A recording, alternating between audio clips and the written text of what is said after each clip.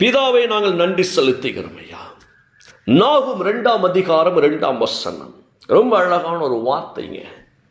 வெறுமையாக்குகிறவர்கள் அவர்களை வெறுமையாக்கி அவர்களுடைய திராட்சை கொடிகளை கெடுத்து போட்டாலும் கர்த்தர் யாக்கோபின் மகிமையை திரும்பி வர பண்ணுவது போல இஸ்ரவேலின் மகிமையையும் திரும்பி வர பண்ணுவார் என்று வேதம் நமக்கு அழகாய் கற்றுக் கொடுக்கிறது. இஸ்ரவேலின் மேன்மை போலவே யாக்கோபின் மேன்மை ஆண்டவர் மீண்டும் நிலைநாட்டுகின்றவராய் இருக்கிறார். கொள்ளைக்காரர்கள் அவர்களை கொள்ளையடித்தனர், அவர்களின் திராட்சை கொடிகளையும் அழித்து போட்டனர். யோசித்து பாருங்க இந்த வார்த்தையை, ஒரு ஆழமான ஒரு வார்த்தை. உங்களுக்கு எதிராய் சத்துரு உங்களுக்கு போராடி போராடி போராடி கெடுத்து போட்டிருக்கலாம் உங்க வாழ்க்கையை. உங்க பிள்ளையின் வாழ்க்கையும் கெடுத்திருக்கலாம். நீங்க நல்ல கவனிங்க. நம்ம சொல்லுவோம், என் கணவரை இவர்கள் கெடுத்து விட்டார்கள், என் மனைவி இவர்களுக்கு எதிராய் வரக்கூடிய காரியத்தை நீ யோசித்து பார்த்தீங்கன்னா இவர்கள் கெடுத்து விட்டார்கள், பிள்ளைகளை இவர்கள் கெடுத்து விட்டார்கள். குடும்பத்தில் இந்த காரியம் இவங்களால கெட்டு போச்சியா, என் வேலை இவங்களால கெட்டு போச்சு, என் படிப்பு இவங்களால கெட்டு போச்சு அப்படின்னு சொல்லி அநேக காரியங்களை குறித்து நாம் பேசுவோம். அப்படித்தானே? இங்கே வார்த்தை ரொம்ப அழகாக சொல்லுகிறது, வெறுமையாக்குகிறவர்கள் அவர்கள் வெறுமையாக்கினார்களாங்க. ஆசீர்வாதங்களை கொள்ளையடித்தார்கள், உயர் பதவியை பறித்தார்கள், செழிப்பை பறித்தார்கள். எனது கடன் வாங்கினவர்கள் கடனை கொடுக்காதபடிக்கு அவர்கள் ஓடி போனபடியினாலே என் பிசினஸ் நான் செழிப்பாய் பண்ண முடியாதபடிக்கு இன்னைக்கு தவித்துக் கொண்டிருக்கிறேன், கெடுத்து போட்டார்கள் என் தொழிலை என்று வேதனைப்பட்டு கொண்டிருக்கிற தேவ பிள்ளையே, கர்த்தருடைய வார்த்தை ரொம்ப அழகாக உன்னை தேடி வருகிறது. உன் குடும்பத்தை யார் நிர்மூலமாக்க நினைத்து உங்கள் வாழ்வில் செழிப்பை கெடுத்து போட்டிருந்தாலும், சமாதானத்தை கெடுத்து போட்டிருந்தாலும், ஆண்டவர் ரொம்ப அழகை சொல்லுகிறாய், யாக்கோபின் மகிமையை திரும்பி வர பண்ணுவது போல இஸ்ரவேலின் மகிமையை திரும்பி வர பண்ணுவேன், நான் திரும்பி வர பண்ணுவேன் ஆசீர்வாதத்தை. இதுதான் இன்னைக்கு ஆண்டவர் கூட பேச சொன்னாருங்க. சுகத்தை நான் திரும்பி வர பண்ணுவேன். உன் சரீரம் கெட்டு போயிருக்கலாம், வியாதிகள் சரீரத்துக்குள் அமர்ந்து கொண்டு உன்னை வேதனைப்படுத்தி கொண்டிருக்கலாம். நீ கர்த்தர் சொல்றாரு, நான் சுகத்தை திரும்பி வர பண்ணுவேன், இஸ்ரவேலுக்கு உண்டாகும் சமாதானத்தை நான் உனக்கு தருவேன் ஆண்டவர் சொல்றாரு. நீ பயப்படாத, நீ கலங்காத. இது எவ்வளவு பெரிய சத்தியம் தெரியுமாங்க? தேவன் ஆசீர்வாதங்களை திரும்பி வர பண்ணுகிறவராக இருக்கிறார். சமாதானத்தை ஒரு நதியை போல உங்க வீட்டுக்குள்ள புரண்டு ஓட செய்கிற ஆண்டவர் நம்முடைய ஆண்டவருங்க. நீங்க சமாதானம் இல்லாம தவித்துக் கொண்டு இருக்கிறீங்களா? அப்பா சொல்றாங்க, நல்லா கவனித்துக் கொள்ளுங்க. நீ சமாதானத்தை தேடுற, ஆனா சமாதானம் எப்படி கொடுக்க நினைக்கிறேன் தெரியுமா? நதியை போல புரண்டு உன் வீட்டுக்குள்ள இருக்கும் அந்த சமாதானம் ஒரு நாளும் இல்லாமல் போகாதபடிக்கு உன்னை ஆசீர்வதித்துக் கொண்டே இருக்கும் என்று ஆண்டவர் சொல்லுகிறார். இதோ உலகம் கொடுக்கிற பிரகாரம் அல்ல. ஒரு குழந்தை அழுதுச்சுன்னா ஒரு ஐஸ்கிரீம் வாங்கி கொடுத்து அழுகை நிப்பாட்டிடும். அதான் உலகம் கொடுக்கிற சமாதானம். திருப்பி நாளைக்கு அழும், ஐஸ்கிரீம் கொடுக்கணும், நாளை மறுநாளும் ஐஸ்கிரீம் கொடுக்கணும். அப்போ நம்ம வாங்கி கொடுக்கிற ஐஸ்கிரீம் ஒரு அழுகையை நிப்பாட்ட முடியல. திருப்பி திருப்பி அழுது அழுது அழுது அழுது பிள்ளை அதை என்ன செய்கிறது? ஐஸ்கிரீம் வாங்கி அந்த நேரத்தில் திருப்தி ஆகிறது. இது உலகம் கொடுக்கிற சமாதானம். இதுதான் உலகம் கொடுக்கும். இந்த நேரத்தில் நம்மளும் அப்படித்தான். இந்த நேரத்துக்கு எனக்கு சரியான போது நினைக்கிறோம், இன்னைக்கு நான் தப்பிச்சா போது நினைக்கிறோம். இல்லை இல்லை இல்லை இல்லை, தெய்வத்தின் சமாதானம் உலகம் கொடுக்கிற சமாதானத்தை போல அல்ல. ரொம்ப அழகான வார்த்தை யோவான் 14:27 சொல்கிறது, இதோ நான் சமாதானத்தை வைத்து போகிறேன், என் சமாதானத்தை நான் உங்களுக்கு தருகிறேன், என் அமைதியை நான் உங்களுக்கு தருகிறேன். ஏன்னா அவருடைய அமைதி சிலுவையில் அடிக்கப்பட்ட பொழுதும் அது காப்பாற்றினது. வாய் திறக்கல அவருடைய அமைதி. பழி சுமத்தப்பட்ட பொழுது வாய் திறக்கல, அதுதான் அமைதி.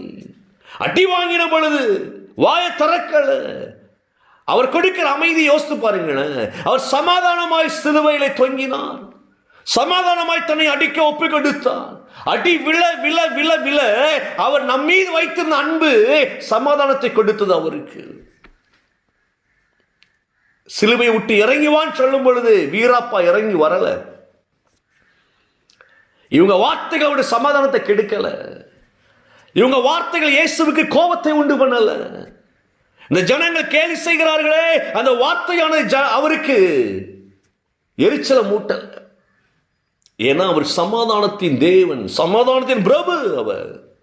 அவர் சொல்றார், நான் கொடுக்கிற சமாதானம் உலகம் உன்னை என்னதான் நெருக்கினாலும் உன்னை விட்டு எடுபடாது. இந்த உலகம் உனக்கு எதிராய் வந்தால் உன் இறுதி சந்தோஷமா தான் இருக்கும். நீ பயப்பட மாட்டாய், திகிலுக்கு நீ தூரமாவாய். ஆண்டவர் சொல்றார், கலங்காதீங்க. அதுதான் வார்த்தை. எவ்வளவு பெரிய வார்த்தை பாருங்கள். யாக்கோபின் மகிமையை நான் திரும்பி வர பண்ணுவது போல இஸ்ரவேலின் மகிமையை நான் திரும்பி வர பண்ணுவேன். என் பிள்ளைகளை நான் ஆசீர்வதிப்பேன். என் பிள்ளைங்க இன்றைக்கு இழந்திருக்கலாம் ஆசீர்வாதங்களை, சுகத்தை இழந்திருக்கலாம், சமாதானத்தை இழந்திருக்கலாம், கஷ்டத்தில் போராடி கொண்டிருக்கலாம். பிள்ளையே, நீ பயப்படாத, நான் திரும்பி வர பண்ணுவேன். ஏன்னா விழுந்து போன தாவீதின் கூடாரத்தை எழும்பு பண்ணின ஆண்டவர் நம்முடைய ஆண்டவர். விழுந்து போன தாவீதின் கூடாரத்தை எழும்ப பண்ணினவர். அதில் திறப்புகளை எல்லாம் அடைத்து பாழாய் போனதை சீர்படுத்தி பூர்வ நாட்கள் இருந்தது போல அதை ஸ்தாபிப்பேன் என்று ஆண்டவர் வைராக்கியம் உள்ளவராய் வெளிப்பட்டு அவர் ஜெயித்தார். இன்னைக்கு உங்க வாழ்க்கையில் எந்தெந்த இடத்துல அடைப்பை ஏற்படுத்தணும் அப்படின்னு என்ன அர்த்தம்னா, ஆசீர்வாதங்கள் வெளியே போகாதபடிக்கு, பாவங்கள் உள்ளே நுழையாதபடிக்கு அடைப்பை ஏற்படுத்துகிறவர், பழுது பார்க்கிறவர் ஆண்டவர் நம்மள. ஏன்னா நம்மள ஓட்ட வாய் ஓட்ட கை. என வேத வசனம் ரொம்ப அழகாக சொல்லுகிற, அவர்கள் தங்களுக்கென்று ஓட்டை தொட்டிகளை, தண்ணீர் நிற்காத ஓட்டை தொட்டிகளை தோண்டி கொண்டார்கள். தேவன் ஓட்ட தொட்டி நம்ம மேல வைக்கல. அவர் அப்படிலாம் பரீட்சை பார்க்க மாட்டார். ஒரு ஓட்ட தொட்டியை கொடுத்தது நிரப்பு பண்ண ஆண்டவர் சொல்ல மாட்டார்.